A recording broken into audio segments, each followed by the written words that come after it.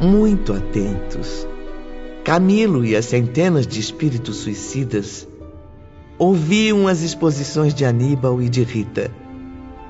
Esclarecimentos sagrados sobre o Cristo que conheciam como homens, mas que ainda não havia sido devidamente apresentado aos seus espíritos. É urgente que cada um de nós, assim como a humanidade inteira, se reeduque sob a orientação das normas cristãs. Não existem superstições, nem fatos anormais na epopeia do cristianismo, como muitos imaginam. Ele não está limitado entre o presépio de Belém ao drama do Calvário, mas se estende das esferas de luz às sombras da terra eternamente. O cristianismo possui bases práticas, trazendo por finalidade a recuperação moral do ser humano. Só a magnífica doutrina exposta por Jesus permitirá a vocês, assim como a toda a humanidade, a oportunidade para a verdadeira reabilitação, para a aquisição de uma nova e elevada moral, de renascimento pessoal e coletivo, de progresso legítimo. Exatamente, Aníbal. Não importa que sejam doutores, sábios, gênios até. De nada servirão tantos títulos se desconhecerem as normas da justiça cristã.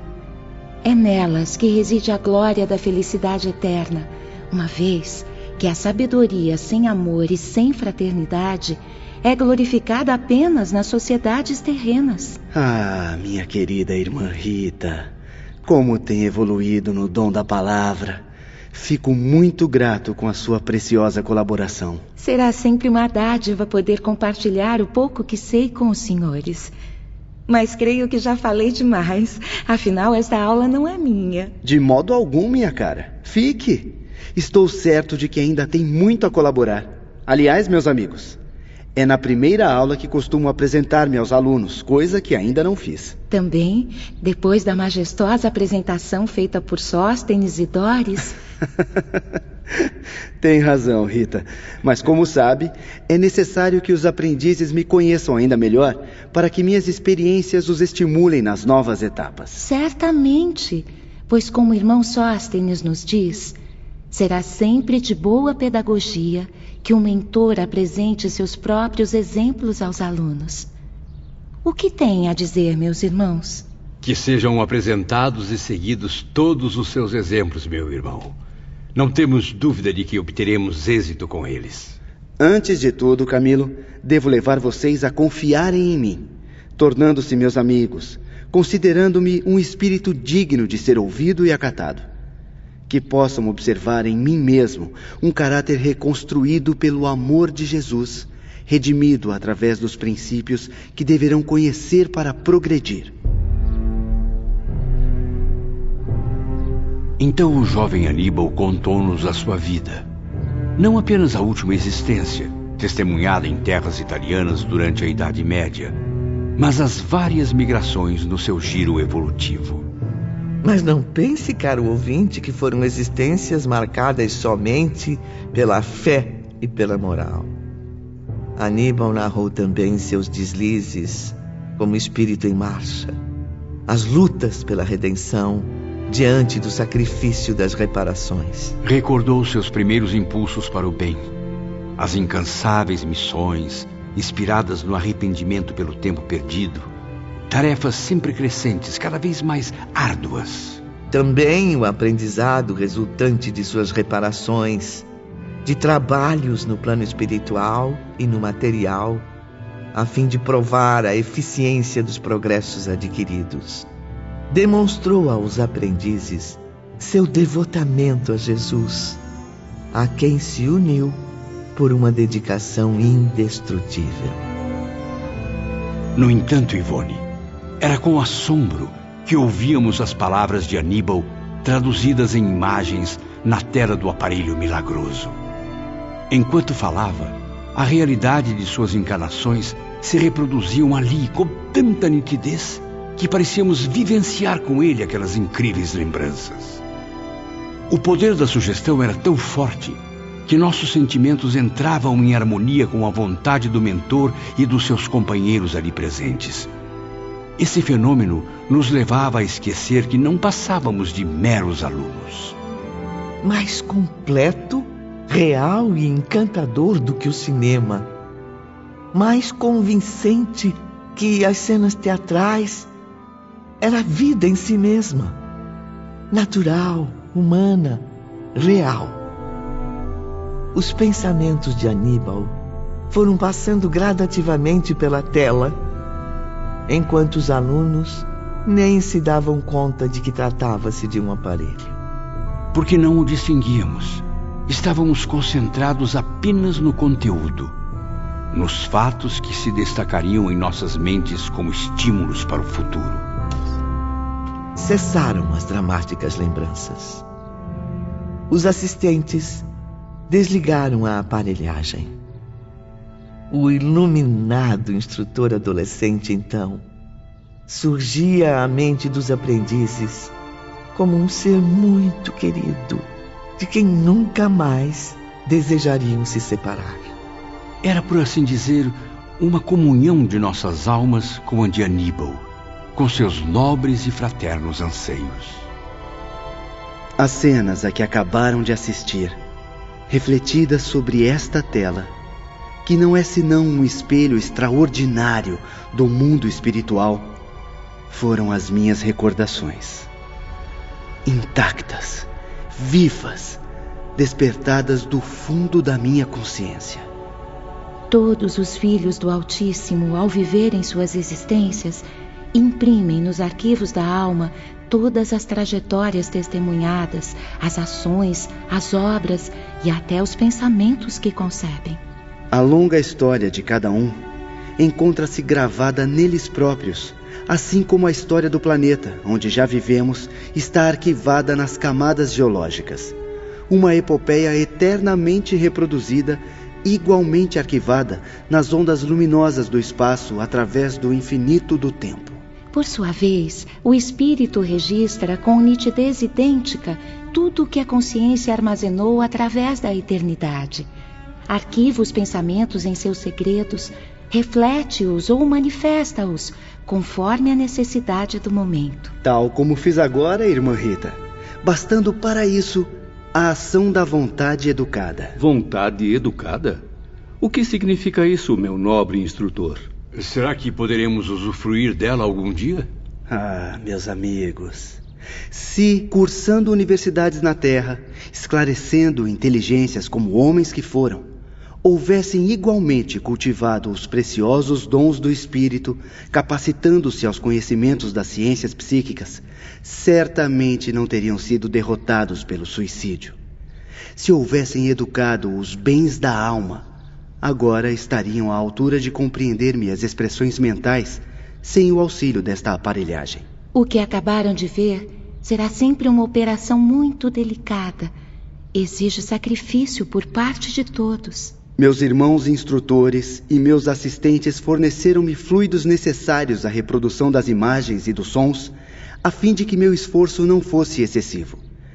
Envolvidos neste ambiente de magnetismo superior, vocês sugeriram a si próprios a certeza de que viveram comigo as minhas vidas, quando a verdade foi apenas que assistiram ao passado depositado em meu ser. Não tardarão a conhecer as mesmas experiências, extraindo de vocês mesmos o passado adormecido. E isso será possível porque mantêm, mesmo embrutecidos pelas consequências do suicídio, dons da alma que nas entidades normais despertam facilmente, logo que ingressam na espiritualidade. No entanto, não competirá a mim orientar os irmãos neste doloroso retrospecto. O conhecimento que acabaram de adquirir, tão comum no mundo espiritual, um dia enriquecerá as aquisições intelectuais e científicas da Terra. Será uma grande recompensa aos homens através da ciência psíquica transcendental. Até lá, o ser humano terá de moralizar-se, desenvolver qualidades preciosas do espírito, as quais, no momento, ele ignora possuir. Assim, será digno de tão sublime aquisição, para que não venha a servir-se desse dom divino como um instrumento de crimes e paixões inferiores. Seria esse dom o mesmo praticado por Jesus Cristo durante sua peregrinação na Terra? Sim, Camilo, mas infelizmente seu valor ainda é desconhecido às inteligências vulgares. Há 2000 anos foi exercido para educar os primeiros cristãos. Seria difícil explicar as sublimes lições do Evangelho a criaturas simples e analfabetas apenas com a veemência da oratória, a magia do verbo. O Nazareno, senhor de poderes psíquicos incalculáveis para nós, dono da maior força mental já concebida, criava cenas e corporificava-as, dando aos ouvintes o esplendor das visões interiores. Imagens que o seu pensamento fecundo e poderoso não se cansava de distribuir. É certo, porém, que nem todos aqueles que o ouviam estariam à altura de compreendê-lo. Como já foi dito, mesmo dentre os escolhidos para auxiliá-lo, houve quem não o compreendesse. Mas os outros, para quem ele representava a luz invencível da verdade, os simples, os sofredores, destituídos de vaidade, seguiam seu pensamento luminoso e absorviam os ensinamentos. Seus discípulos, do mesmo modo, ao falarem sobre Jesus, projetavam recordações inconscientemente. Recebidas por seus cooperadores espirituais, essas lembranças eram imediatamente corporificadas para a visão do ouvinte sincero e de boa vontade. A partir daquele dia, assistíamos periodicamente às aulas de Aníbal. Iniciou-se assim, definitivamente, o nosso preparo moral à luz das doutrinas cristãs. Ao fim de uma das aulas, Camilo reuniu-se com seus amigos mais próximos, em frente do majestoso centro de estudos. Impressionantes as exposições sobre as causas da vinda de Jesus à Terra. É verdade, Belarmino. E o desfile de civilizações que passou pela tela mágica? Fico cada vez mais surpreso com os vícios e fraquezas da humanidade. Desde os primórdios, as misérias humanas já imperavam sobre a Terra. Muitas das quais nunca jamais tivemos a oportunidade de perceber, João. Está aqui no meu caderno. Anotei tudo, imagem por imagem, palavra por palavra. Sem os ensinamentos cristãos, as sociedades terrenas apresentavam-se como um mundo sem a luz do sol, um coração vazio e sem esperança. E eu, que achava ser o catedrático mais culto, o professor mais brilhante da Europa, quiçá do planeta, não chego aos pés deste jovem incomparável. Um instrutor que fala e suas exposições magistrais arrancam dos tempos mais remotos aos dias de hoje imagens, exemplos e motivos reais que se humanizam diante de nós, levando-nos a estudá-los com profundo interesse. Dias depois, Camilo e seus companheiros no mundo espiritual iniciavam um curso superior de filosofia, ainda sob a orientação do jovem Aníbal de Silas.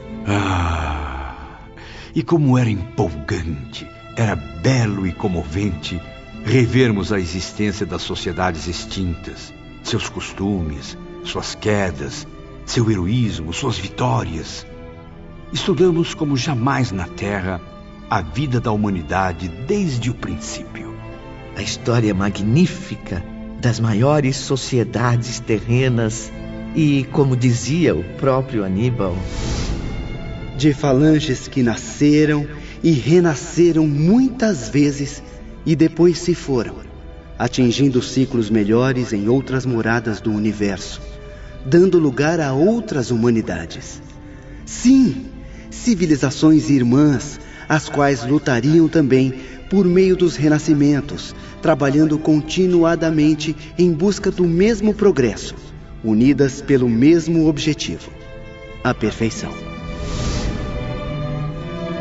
No decorrer dos meses, as aulas tornavam-se cada vez mais angustiantes, deixando os aprendizes extremamente perturbados. Meus amigos, confesso que não suporto mais deparar-me com tantas desgraças a serem estudadas. Também me sinto indignado com tantos sofrimentos, problemas, com o egoísmo que permeia a raça humana, tão ignorante da própria finalidade da vida. Não podemos mais ficar indiferentes como meros observadores frios. Fazendo parte dessa humanidade sofredora que desconhece Deus, devemos ser solidários com suas desgraças. Afinal, suas amarguras também são as nossas. A agonia impregnava os seus espíritos, despertando ânsias profundas, estados mentais inconcebíveis ao pensamento humano. Estávamos ainda perdidos, Ivone, desejando algo que nos libertasse das trevas em que nos sentíamos presos. Até que, em certa aula, num dia tranquilo em que palpitavam anseios de esperanças, Aníbal apresentou-lhes a figura inesquecível do bondoso mestre da Galileia.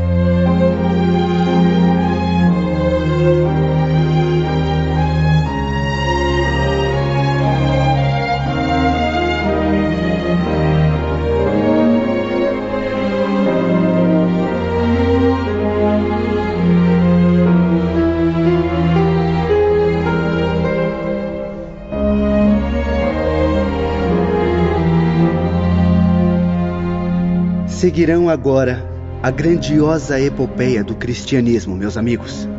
Desde a manjedoura humilde de Belém, transformada em berço celeste. As cenas descritas pelo professor, que tão bem conhecia a época da Boa Nova, mostravam com clareza impressionante as práticas inesquecíveis do divino mensageiro. Os discursos sugestivos, animados pelo colorido vivo dos quadros citados. As lições resplandecentes da mais elevada moral, lançadas à Judéia humilde e oprimida, ecoaram pelos recantos mais longínquos do mundo. Apelos amorosos de confraternização universal para a concretização de uma pátria ideal na Terra. Tudo isso será revelado em nosso encontro de hoje, apresentado ao espírito de vocês como nunca antes na esfera terrestre. Aníbal seguia falando com profundo conhecimento de causa. Citava as maravilhas de um mundo perfeito, cujas normas de governo Jesus oferecia através de sua oratória impecável. Exemplos práticos que conduziam a humanidade para a vida eterna na unidade com Deus. A imagem e as palavras cativantes do médico celeste gravaram-se, por assim dizer, também nas mentes dos aprendizes em traços indestrutíveis. Enquanto Aníbal narrava fatos, relembrando passagens comoventes, suas citações vibravam em comentários férteis, e víamos os cenários que serviram à ação do grande mestre Jesus. Tínhamos a impressão convincente de estarmos ouvindo o Cristo proferindo o inesquecível Sermão da Montanha. Eu vi, meus irmãos. Eu vi. E agora também podem ver. Concentrem-se. E não vejam somente, mas ouçam. Ou melhor, sintam a brisa perfumada a soprar suavemente no topo da colina. Observem, o vento faz esvoaçar o seu manto, desalinhando os cabelos do mestre. Agora, estamos com ele às margens do Tiberíades. Vejam quantos seguidores nosso Salvador reunia em Genezaré, pelas cidades da Judéia ou pelas aldeias pobres da Galileia.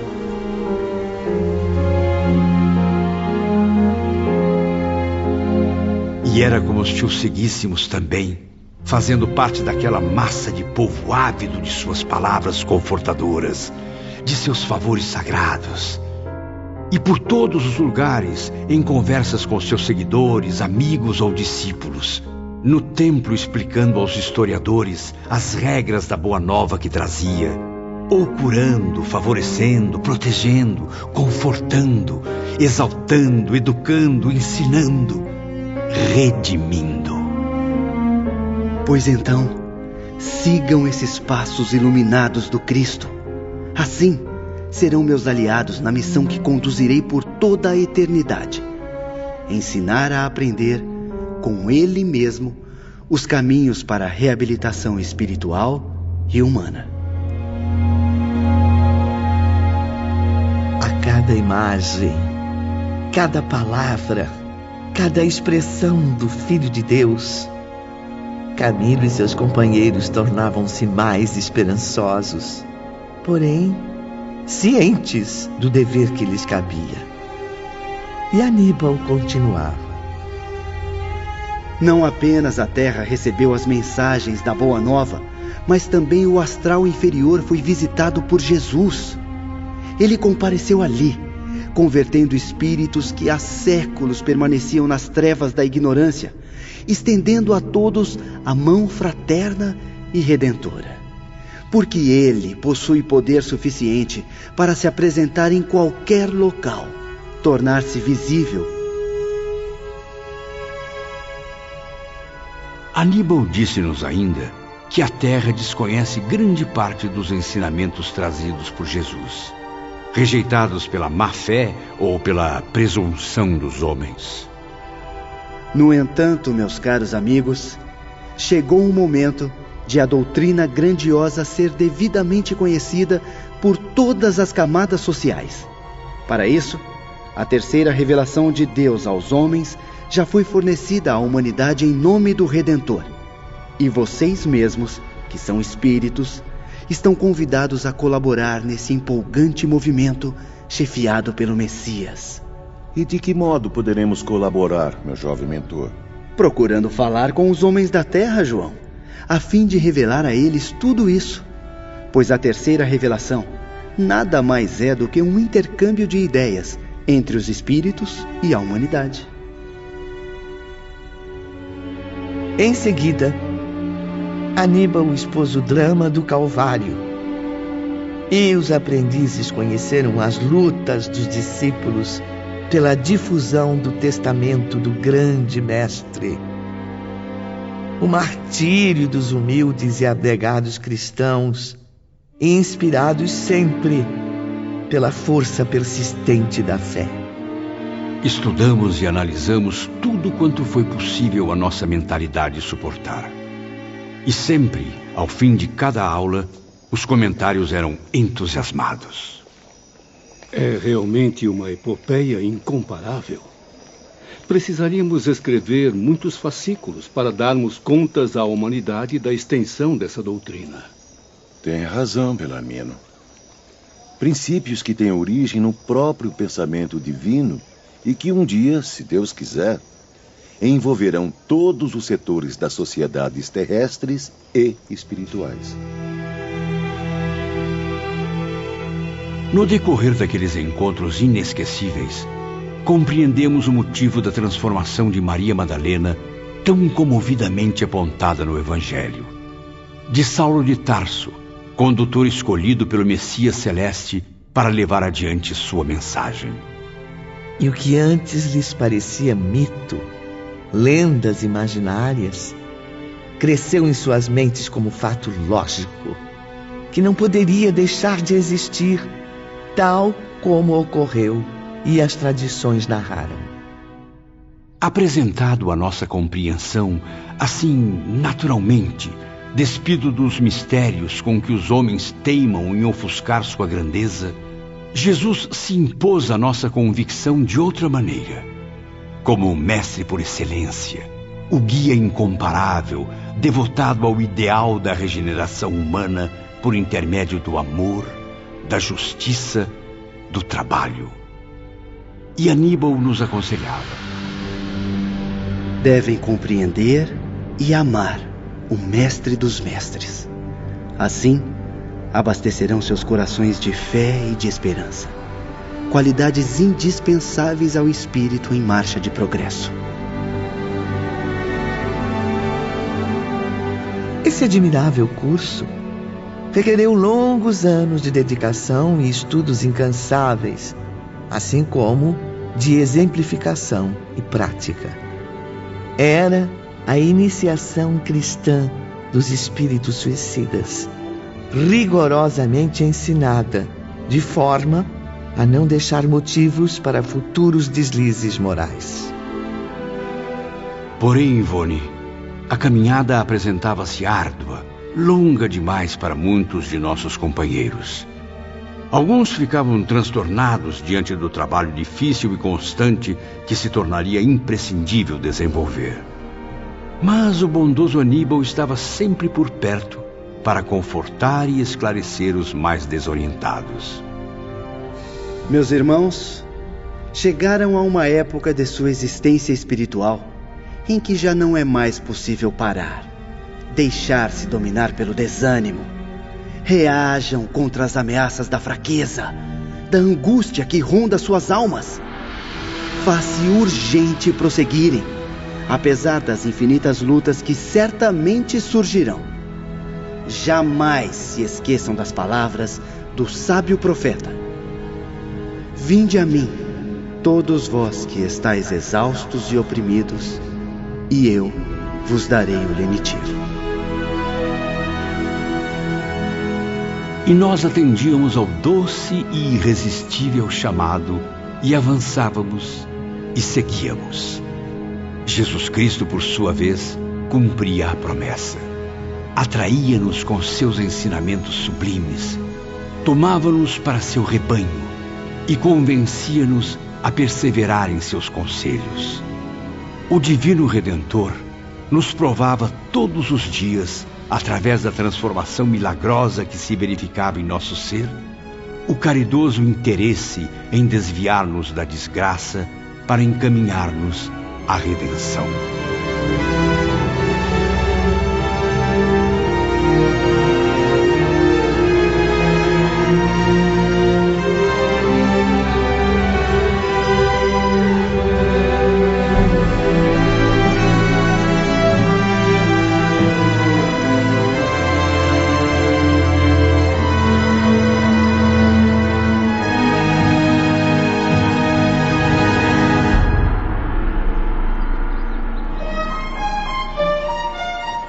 Numa bela manhã ensolarada, Camilo reunia-se com seus amigos enquanto aguardavam a próxima aula.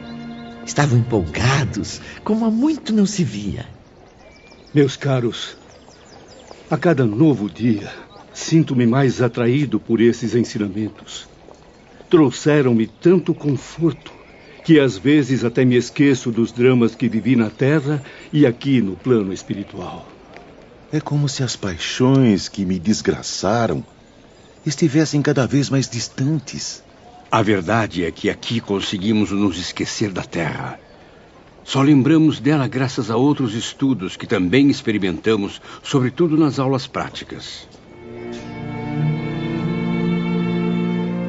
Mesmo recebendo às vezes a visita de antigos professores, os aprendizes viviam reclusos.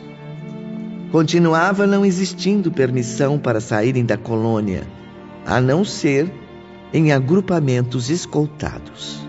Compreendíamos que tal reclusão auxiliaria nosso progresso, e a ela nos resignávamos com paciência e boa vontade. Diariamente, ao entardecer, eram permitidas recreações no grande parque universitário. Reuníamos-nos, então, em grupos e conversávamos por algumas horas. As bondosas mentoras vigilantes de cada grupo geralmente tomavam parte em tais encontros. Também as mulheres, suas irmãs dos departamentos femininos, podiam participar, o que os permitiu ampliar intensamente as relações de amizade.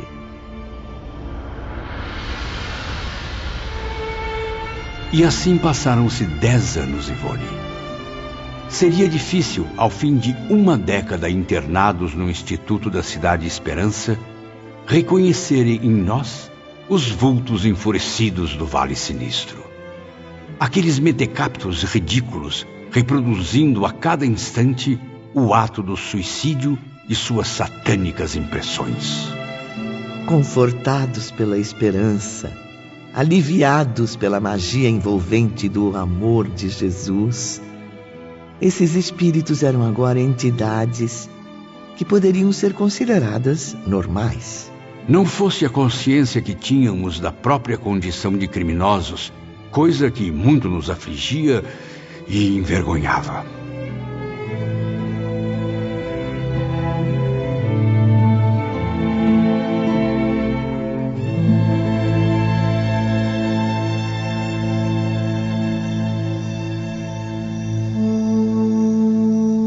A penumbra caía na cidade Esperança, no mundo espiritual, e uma forte nostalgia tomava conta de todos. Do templo, situado na mansão da harmonia, partia o convite às homenagens à sua grande protetora, Maria de Nazaré, mãe do Salvador. Naquele momento memorável, a direção-geral rendia graças ao Eterno. Todos agradeciam os favores concedidos aos que viviam sob o generoso abrigo. E era também quando ordens desciam de mais alto, orientando os trabalhos a serem realizados pelos servos da Legião de Maria. No entanto, não éramos obrigados a orar. Rezaríamos somente se o quiséssemos. Em Cidade Esperança, porém, jamais algum interno se recusou a agradecer ao Divino Mestre ou à sua Mãe querida, através da prece fervorosa, os sagrados benefícios recebidos. Envolvidos pelas vibrações superiores, todos, sem exceção, oravam e reviam os saudosos dias da infância, o vulto carinhoso de suas mães, ensinando-os a comovente saudação do arcanjo à Virgem de Nazaré. As palavras inesquecíveis do arcanjo Gabriel repercutiam nas profundezas de seus espíritos, tocadas pelo doce sabor do carinho materno que na vida terrestre jamais souberam considerar devidamente. Chorávamos.